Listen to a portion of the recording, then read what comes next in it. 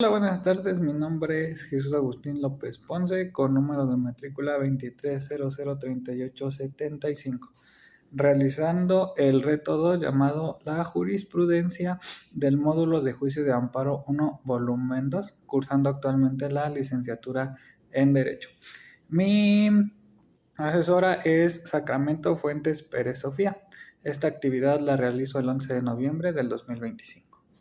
El presente trabajo analizará 3 casos jurisprudenciales relevantes emitidos por la Suprema Corte de Justicia de la Nación, con el objetivo de comprender los métodos de integración utilizados, los razonamientos detrás de la situación de criterios, las épocas en que fueron publicados y su obligatoriedad para las autoridades jurisdiccionales. A través de este estudio se evidencia la evolución del sistema jurídico mexicano y el papel de la jurisprudencia como fuente del hecho. Se nos dieron a conocer 3 casos y ahora vamos a responder las preguntas que se nos solicitaron. Número 1. Respecto al caso número 1, señala qué método de integración, reiteración, contradicción de criterios o procedentes obligatorios se utilizó para la creación de dicha jurisprudencia. La jurisprudencia 1A/J 102 del 2011 fue creada mediante el método de reiteración, conforme lo establecido en el artículo 192 de la Ley de Amparo vigente en la novena época.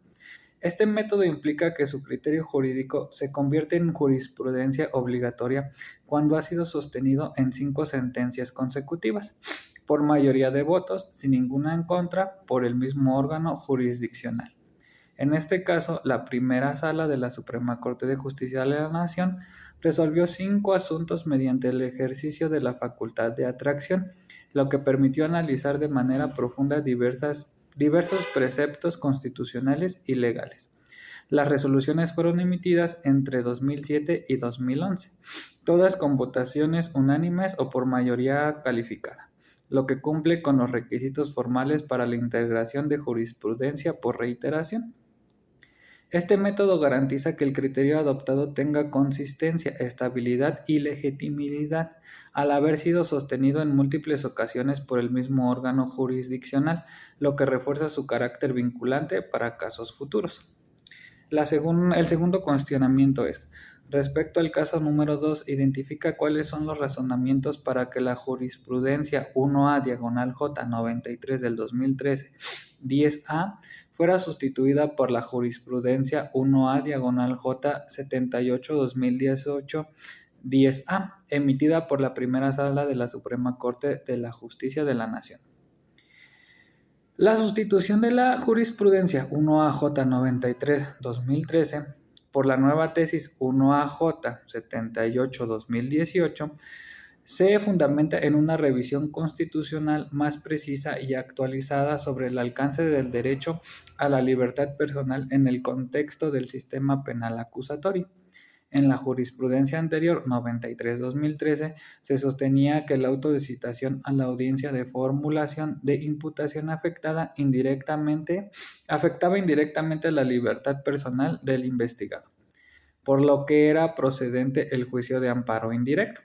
Sin embargo, la primera sala reconoció este criterio a partir de una nueva contradicción de tesis, la 141/2018, y concluyó que dicho auto no constituye una afectación directa a la libertad personal, sino una simple comunicación judicial que no implica coerción inmediata.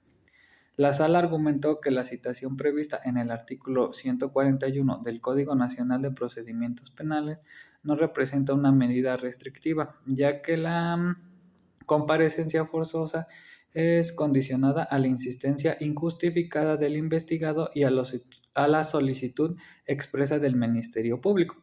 Por lo tanto, el acto es de imposible reparación, ni afecta la esfera jurídica del individuo de forma directa.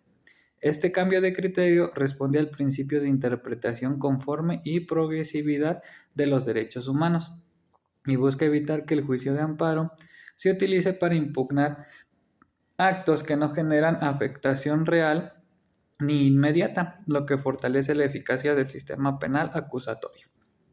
La pregunta 3 es la siguiente. Respecto a los casos 1, 2 y 3, indica en qué época del Seminario Judicial de la Federación fueron publicadas las jurisprudencias. Las jurisprudencias de los tres casos fueron publicadas en las siguientes épocas del Seminario Judicial de la Federación. En el caso 1, 1AJ 102-2011 fue publicada en la novena época. El caso 2, 1A, diagonal J 78-2018 fue publicada en la décima época. Y el caso 3, P, diagonal J 145-2000 fue publicada en la novena época.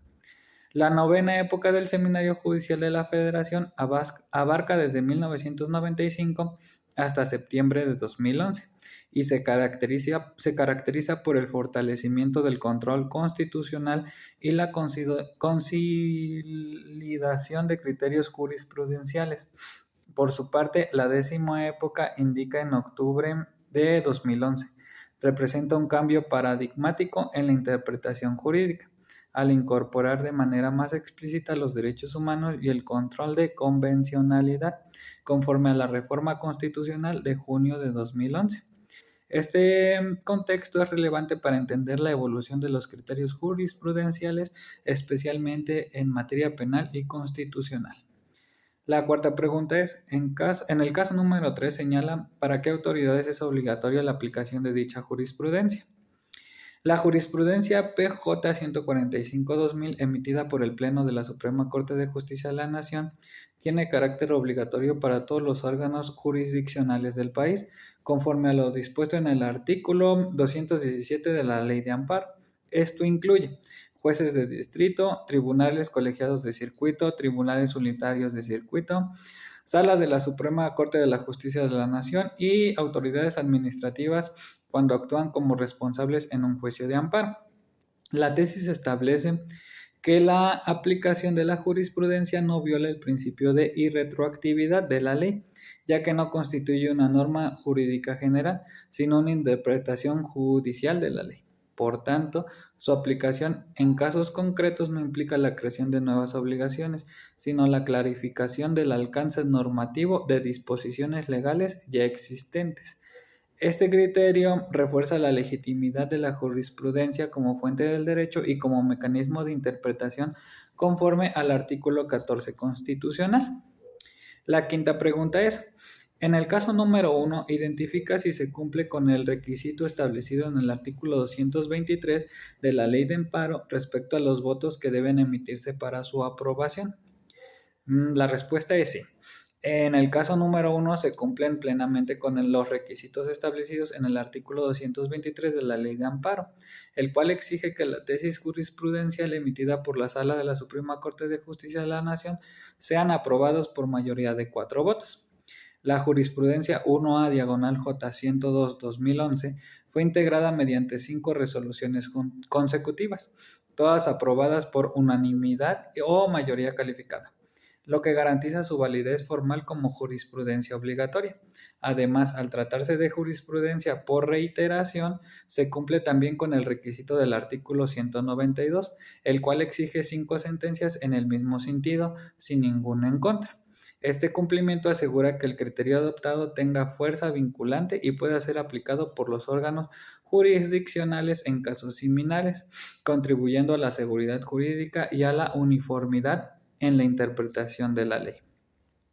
Una vez resolviendo todos los cuestionamientos de acuerdo a los 3 casos, llegamos a formular esta conclusión, en la cual dice, el análisis de los 3 casos jurisprudenciales permite comprender con mayor profundidad el funcionamiento del sistema de precedentes en el orden jurídico mexicano, así como la evolución interpretativa de la Suprema Corte de Justicia de la Nación.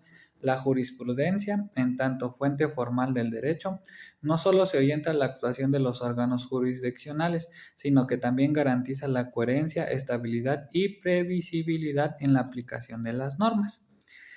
En el primer caso, como se puede observar, el método de reiteración fortalece la legitimidad de los criterios adoptados al exigir consistencia en las resoluciones judiciales. En el segundo caso, se evidencia la capacidad del sistema jurisprudencial para adaptarse a nuevas realidades jurídicas y sociales mediante la situación de criterios que ya no responden adecuadamente a los principios constitucionales vigentes. especialmente en materia de derecho humano y debido de proceso. Finalmente, el tercer caso resalta la fuerza obligatoria de las tesis emitidas por el Pleno de la Corte, así como su impacto en la uniformidad del criterio judicial a nivel nacional. En conjunto, estos casos ilustran la importancia de las épocas del Seminario Judicial de la Federación como marco histórico y normativo para poder entender la transformación del derecho en México.